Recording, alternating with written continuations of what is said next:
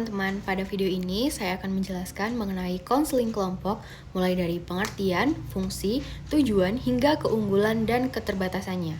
Seperti yang kita ketahui, manusia merupakan makhluk sosial yang selalu membutuhkan interaksi dengan orang lain. Dalam kehidupan sehari-hari, manusia tidak dapat hidup sendiri karena selalu membutuhkan komunikasi, kerjasama, serta hubungan dengan individu lainnya. Melalui interaksi tersebut, individu dapat saling bertukar pengalaman, pandangan, serta memperoleh pengetahuan baru. Interaksi ini juga dapat membuat individu menjadi lebih inovatif dan produktif karena seseorang dapat memperoleh ide atau solusi baru dari orang lain ketika menghadapi suatu permasalahan.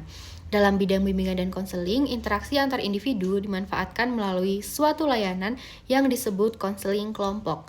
Konseling kelompok merupakan salah satu bentuk layanan konseling yang dilakukan dalam suasana kelompok yang membantu individu mengatasi permasalahan yang dialami.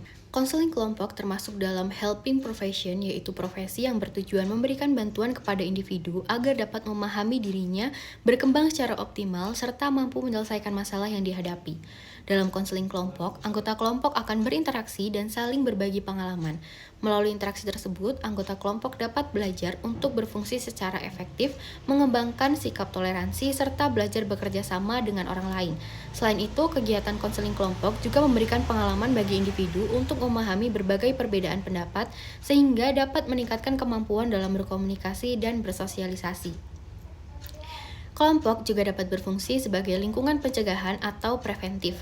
Hal ini karena individu dapat belajar dari pengalaman atau permasalahan yang dialami oleh orang lain. Dengan demikian, seseorang dapat mengambil pelajaran dari pengalaman tersebut sehingga dapat mencegah dirinya dari kemungkinan mengalami masalah yang sama di masa depan.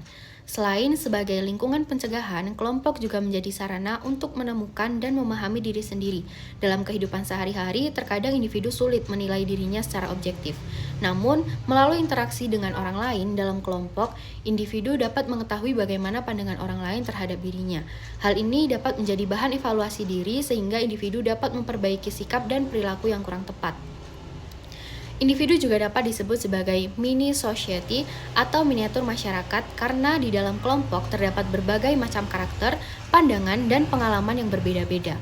Oleh karena itu, kelompok dapat menjadi tempat untuk belajar bersosialisasi, berkomunikasi, serta mengembangkan keterampilan sosial yang nantinya sangat bermanfaat dalam kehidupan bermasyarakat. Dalam proses konseling kelompok, setiap anggota memiliki peran ganda yaitu sebagai konseli yang menyampaikan masalahnya dan juga sebagai pihak yang dapat memberikan dukungan, saran maupun umpan balik kepada anggota lainnya. Dengan demikian, setiap anggota kelompok dapat saling membantu dalam proses penyelesaian masalah. Konseling kelompok memiliki beberapa fungsi, yaitu fungsi preventif untuk mencegah terjadinya masalah pada individu, serta fungsi kuratif yang bertujuan membantu individu mengatasi masalah yang sedang dialami. Adapun tujuan dari konseling kelompok antara lain membantu anggota kelompok memahami diri sendiri, mengembangkan kemampuan komunikasi dan interaksi sosial, meningkatkan empati, meningkatkan keberanian dalam menyampaikan pendapat, serta memudahkan proses penyelesaian masalah melalui dinamika kelompok.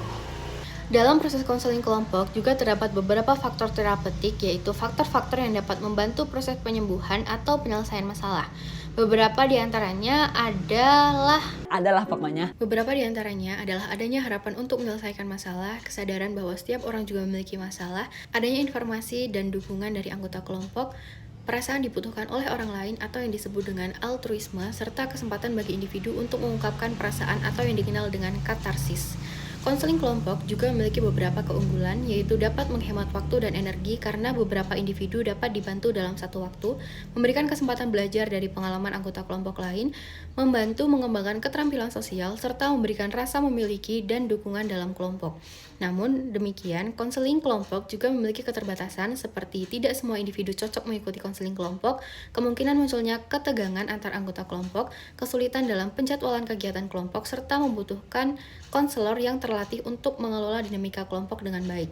Sebagai kesimpulan, konseling kelompok merupakan proses pemberian bantuan yang dilakukan dalam suasana kelompok yang dinamis untuk membantu individu memahami dirinya, mengembangkan keterampilan sosial, serta menyelesaikan masalah secara bersama-sama melalui interaksi dan dukungan antar anggota kelompok. Demikian penjelasan mengenai konseling kelompok. Terima kasih. Bye.